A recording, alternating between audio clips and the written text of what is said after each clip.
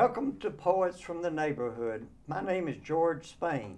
And I'm Lydia Esmer. We hope you'll enjoy the poems we'll be reading today, poems written by your friends and neighbors.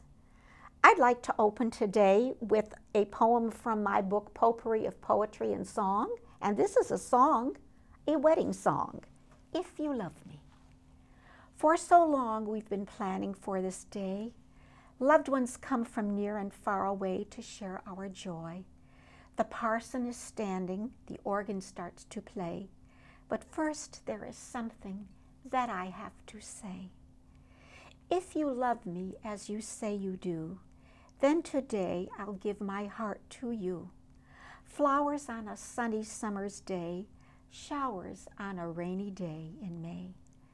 Life has a habit of springing a surprise that sometimes brings teardrops to our eyes.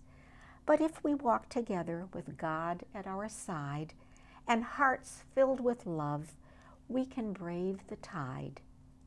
Then someday in the by and by, we'll meet again on the other side. We'll walk together hand in hand in the splendor of our Father's land. So if you love me as you say you do, then today I'll give my life to you. This poem I wrote for our 13 grandchildren. Toes. Almost every night your toes leave your feet. They jump from the bed to the floor and meet other toes to run, to jump, and to play, all through the night till the next light of day.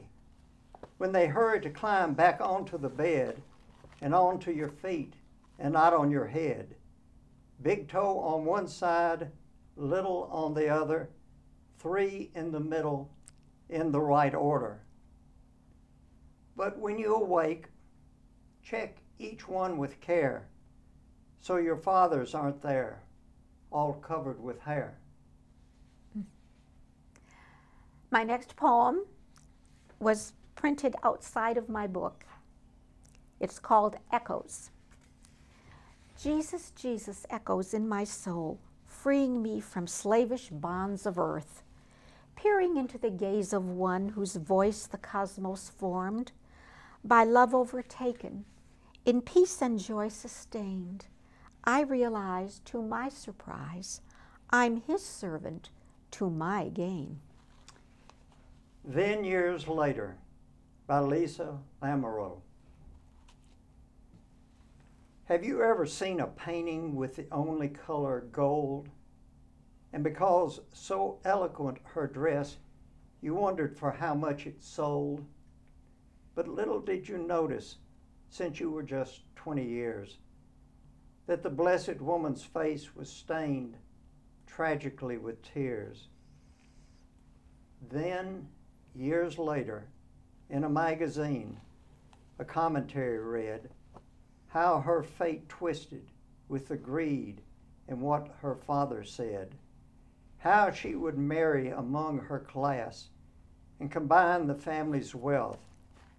My dear, may you be merry and enjoy long-lasting health, but tucked away in a cedar box, not bought with father's gold, was the letter from her only love that through the years grew old, saying, "Marry me, my lady.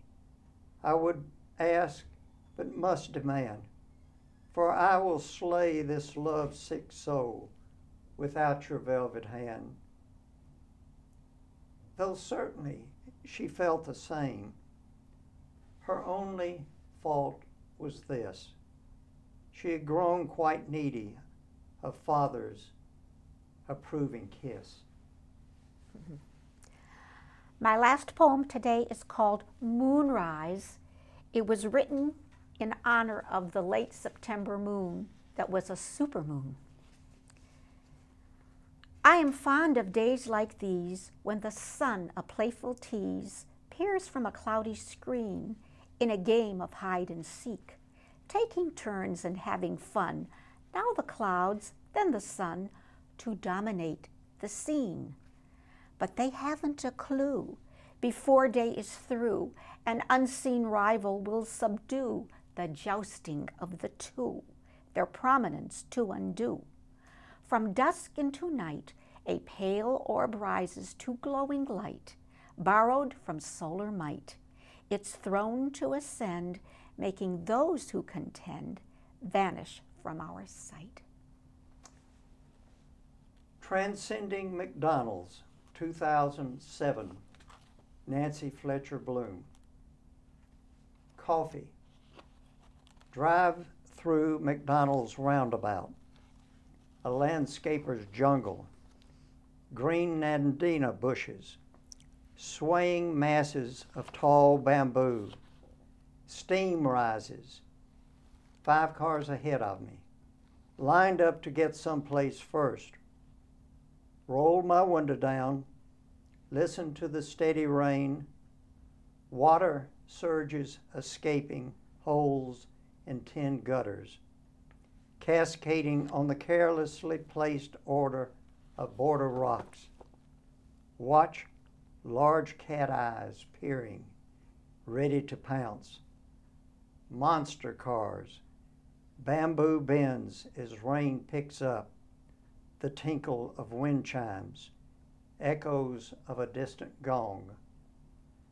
Welcome to McDonald's. Place your order, please.